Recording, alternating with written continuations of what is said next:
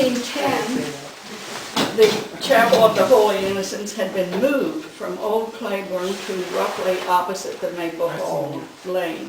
Here's a picture. And the ladies of the guild had Actually, I see that. made a cookbook.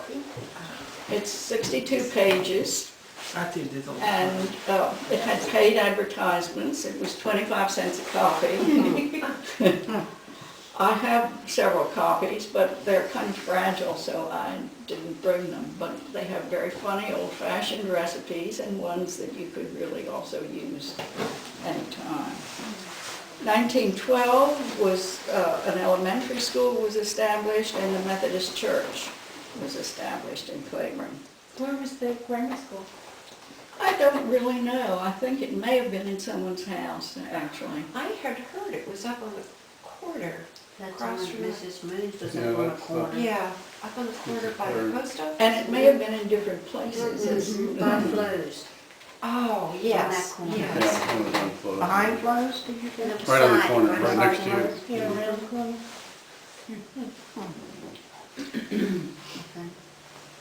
In 1919, the Claiborne to Annapolis Ferry was instituted, and the present road to St. Michael's. My father happened to be the engineer who did those things, and I have his diaries, and he tells about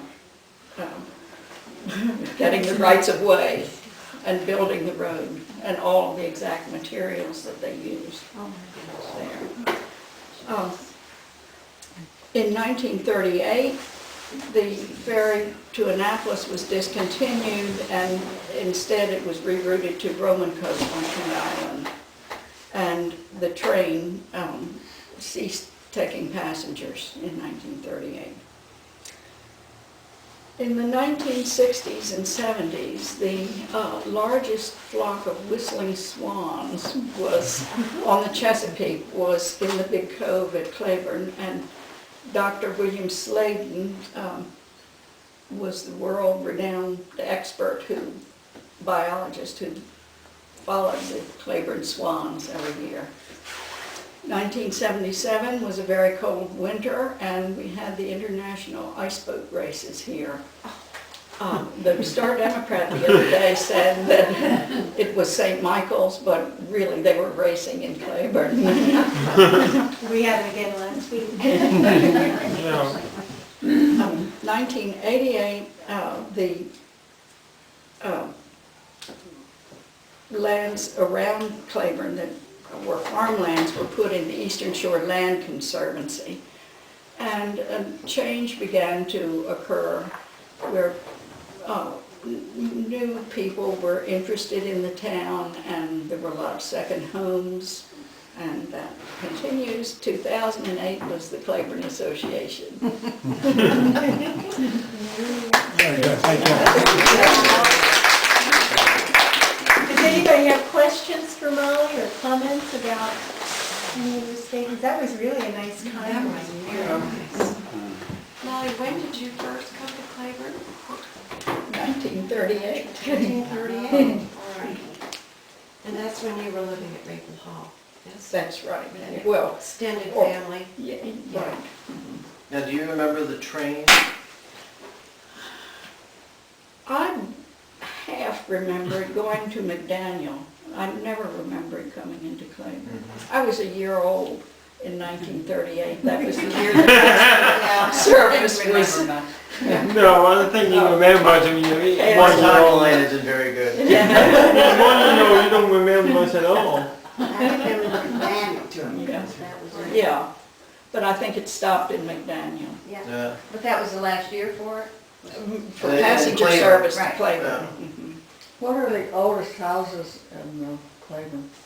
Oh, Rich the- Neck. yeah, the building at Rich Neck, I'm not sure if it was supposed to be a chapel or some other use, but the scholars seem to think that it dates from the 1650s. Be that one little building or the Yes, whole building? the whole one little is much building, later. right. Yeah. The other has really evolved. I have some old pictures of it, and it changed, and Mrs. Burling added those double porches. Is your house an old house? 1916. Before we do it, Do you know where the steamboat went to, before we get Molly? the. Yes, Man do you know where the house called the Bungalow down my lane is, where Bija Marshall lives Uh-huh. now? Right off of her house was the Right. steamboat. There was a dock that went out there and Right. And where did it go, the steamboat? It went to Baltimore. Oh, is it a passenger steamboat or? Yes, but it probably would take freight too. Oh, yeah. I have an account of my